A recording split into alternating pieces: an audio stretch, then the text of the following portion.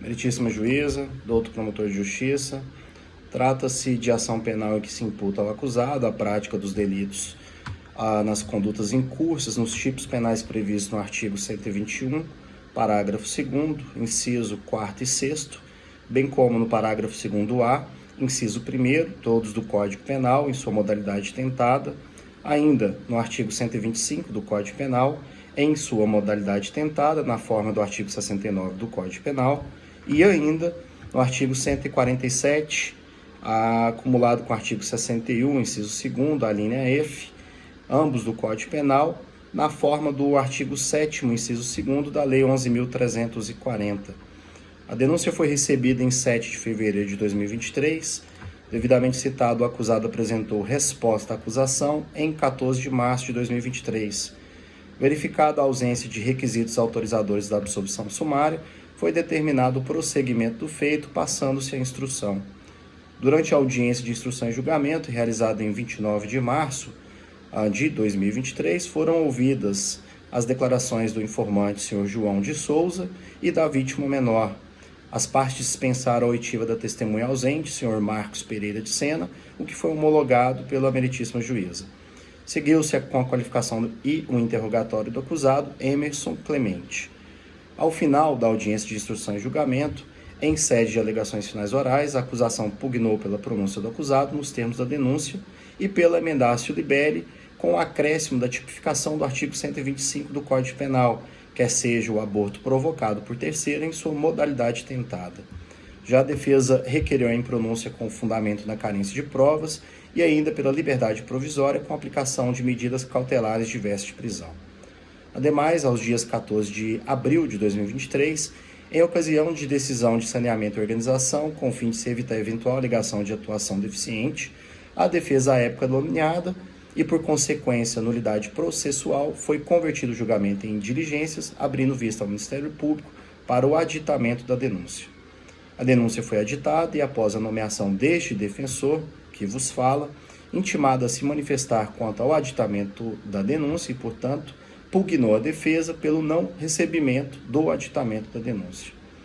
Não acolhido o pleito defensivo em decisão de recebimento desse aditamento, foi aberta vista à defesa para se manifestar sobre o aproveitamento da prova oral produzida, inclusive quanto ao interrogatório do réu. Oportuna e intempestivamente, a defesa manifestou sua insurgência pelo não aproveitamento do interrogatório do acusado. Em decisão posterior, foram desacolhidos os pleitos defensivos quanto ao reconhecimento da nulidade do interrogatório. A defesa não apresentou requerimentos na fase do artigo 402 do Código de Processo Penal e a acusação apresentou suas alegações finais escritas, quer seja por memoriais, requerendo em síntese o pronunciamento do acusado nos termos da denúncia. Aberto o prazo para a defesa, foram apresentados os memoriais escritos. Após revisado o processo por este defensor, reiterou pela nulidade arguida quanto ao interrogatório do acusado, pela imprestabilidade da prova, bem como pela repetição do ato. Em decisão de evento 142, dessa vez acolhendo o pleito defensivo, este douto juízo entendeu por necessário novo interrogatório.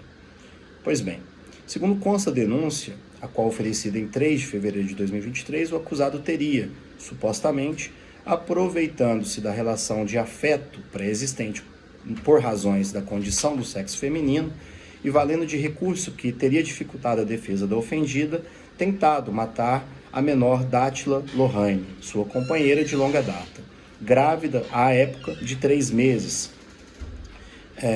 mediante o emprego de 3 golpes de faca que atingiram a região dorsal esquerda, ombro esquerdo e termo inferior da face lateral da coxa.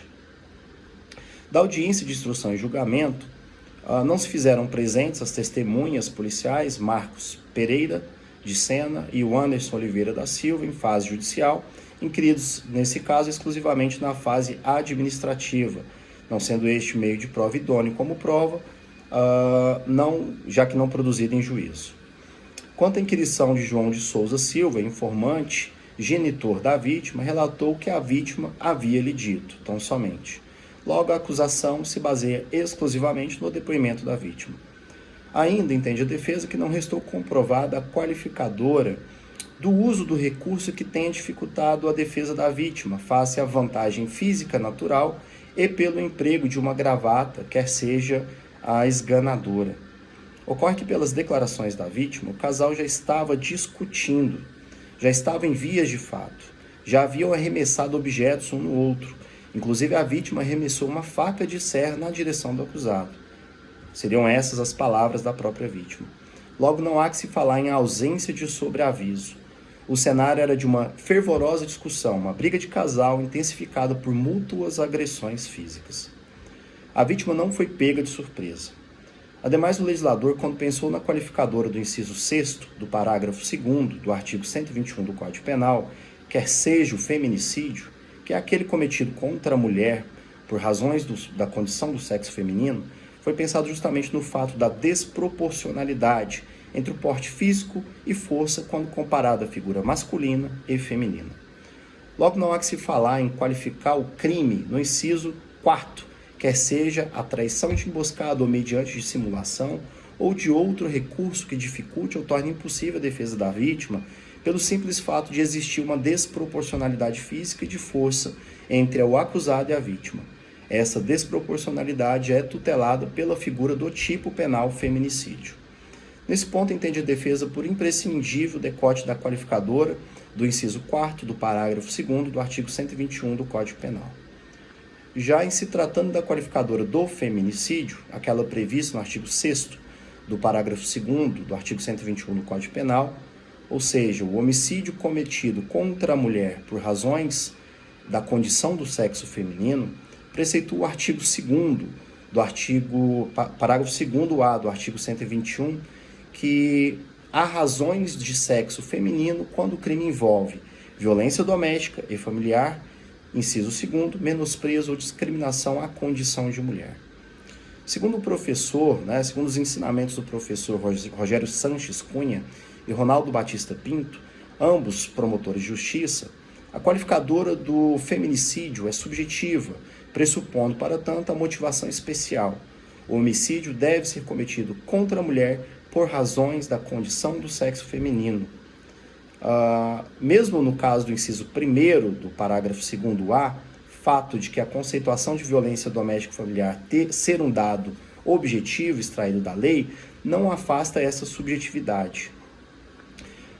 Já Francisco Disseu Barros, também promotor de justiça, em seu estudo completo do feminicídio, ensina que a violência doméstica, familiar e também o menosprezo ou discriminação à condição de mulher não são formas de execução do crime, e sim a motivação delitiva. Portanto, o feminicídio é uma qualificadora subjetiva. Nessa mesma linha de pensamento, o Dr. Márcio André Lopes Cavalcante, juiz federal, em seus comentários ao tipo penal do feminicídio, ensina que a qualificadora do feminicídio é de natureza subjetiva, ou seja, está relacionada com a esfera interna do agente, razões de condição de sexo feminino. Ademais, não se trata de qualificadora objetiva, porque nada tem a ver com o meio ou modo de execução. Logo, excelência, necessário se faz a comprovação da motivação delitiva, o que não se demonstrou nos autos. Ademais, em especial, o tipo penal previsto no artigo 125 do Código Penal, em sua modalidade tentada na forma do artigo 69 do Código Penal, nos termos da denúncia, quer seja o aborto provocado por terceiro, na modalidade tentada, após o seu aditamento, entende a defesa que essa adequação típico-normativa não se vale ao caso, vez que o tipo penal previsto no inciso 6º do parágrafo 2º do artigo 121, quer seja o crime de feminicídio, possui causa de aumento de pena específica ao tipo, aquela que consta lá no parágrafo 7º, inciso 1º do artigo 121, que o prevê assim: a pena de feminicídio é aumentada de 1/3 até a metade se o crime é praticado durante a gestação ou após 3 meses posteriores ao parto. Logo, não há que se falar em crime de aborto provocado por terceiro em sua modalidade tentada.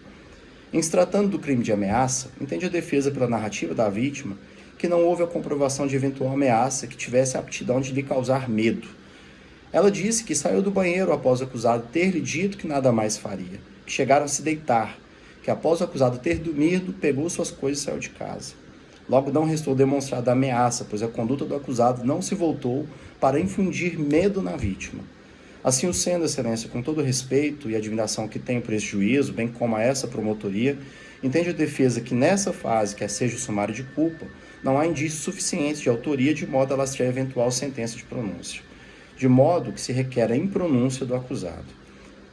Não sendo esse o entendimento de Vossa Excelência, pugna a defesa pela adequação típico-normativa da conduta imputada ao acusado, quer seja pelo decote das qualificadoras, em primeiro do feminicídio, face à não demonstração do requisito subjetivo para a motivação do delito, quer seja aquele cometido contra a mulher por razões da condição do sexo feminino. Em segundo, bem como pelo recurso da qualificadora, do recurso que tem dificultado a defesa da vítima, face que da narrativa extraída dos autos pela própria vítima, não houve a surpresa. O casal já estava discutindo, já se passava no cenário de vias de fato e que a vítima havia arremessado uma faca no acusado. Em terceiro, ou seja, face ao decote das qualificadoras, que seja o acusado pronunciado, porém, na modalidade simples do artigo 121 do Código Penal. Ainda, não sendo esse o entendimento de Vossa Excelência, face à existência de causa de aumento de pena específica lá no parágrafo 7º do inciso 1º do artigo 121 do Código Penal, requer seja adequada a conduta, readequada a conduta imputada, pois que não se enquadra no tipo previsto no artigo 125 do Código Penal, como uma conduta autônoma, conforme narra a denúncia. Oportunamente, reitero, pelo desentranhamento dos autos da mídia que registra o interrogatório do acusado, a qual consta nos eventos 88 e 89 dos presentes autos. Nestes termos, pede deferimento, Excelência.